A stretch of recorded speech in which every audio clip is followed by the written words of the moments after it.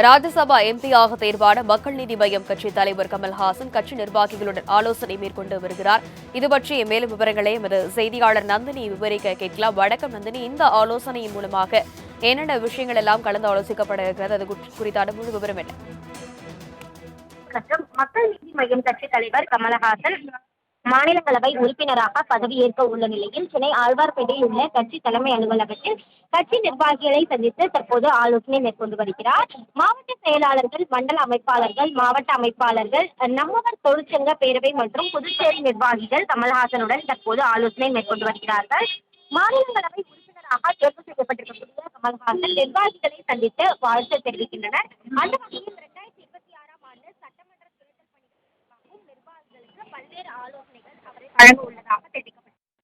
அந்த வகையில் மாநிலங்களவை உறுப்பினராக ஜூலை 25ஆம் தேதி கமல்ஹாசன் பதவியேற்க இருக்கிறார். அதற்கு முன்னதாக நடைபெறக்கூடிய சந்திப்பு என்பதால் மிகவும் முக்கியத்துவம் வாய்ந்ததாக பார்க்கப்படுகிறது. குறிப்பாக தேர்தலுக்கு இன்னும் 10 மாதங்களே இருக்கக்கூடிய நிலையில் மக்கள் நீதி மய்யம் கட்சி நிர்வாகிகளுக்கு பல்வேறு அறிவுறுத்தல்களையும் கமல்ஹாசன் வழங்குவார் எனவும் எதிர்பார்க்கப்படுகிறது.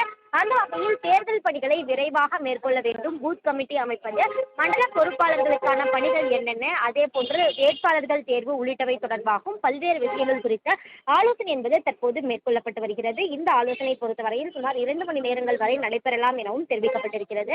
அந்த வகையில் மாநிலங்களவை உறுப்பினராக பொறுப்பேற்ற பிறகு தமிழகம் முழுவதும் சுற்றுப்பயணம் மேற்கொள்ள கமலஹாசன் திட்டமிட்டிருப்பதாகவும் தெரிவிக்கப்பட்டிருக்கிறது. எனவே அது தொடர்பாகவும் இன்றைய கூட்டத்தில் விரிவான ஆலோசனை என்பது மேற்கொள்ளப்படுவதாகவும் தெரிவிக்கப்பட்டிருக்கிறது. அந்த வகையில்தான் மாநிலங்களவை உறுப்பினராக பொறுப்பேற்பதற்கு முன்னதாக கட்சி நிர்வாகிகளுடன் மக்கள் நீதி மய்யம் கட்சி தலைவர் கமல்ஹாசன் ஆலோசனை மேற்கொண்டு வருவது குறிப்பிடத்தக்கது.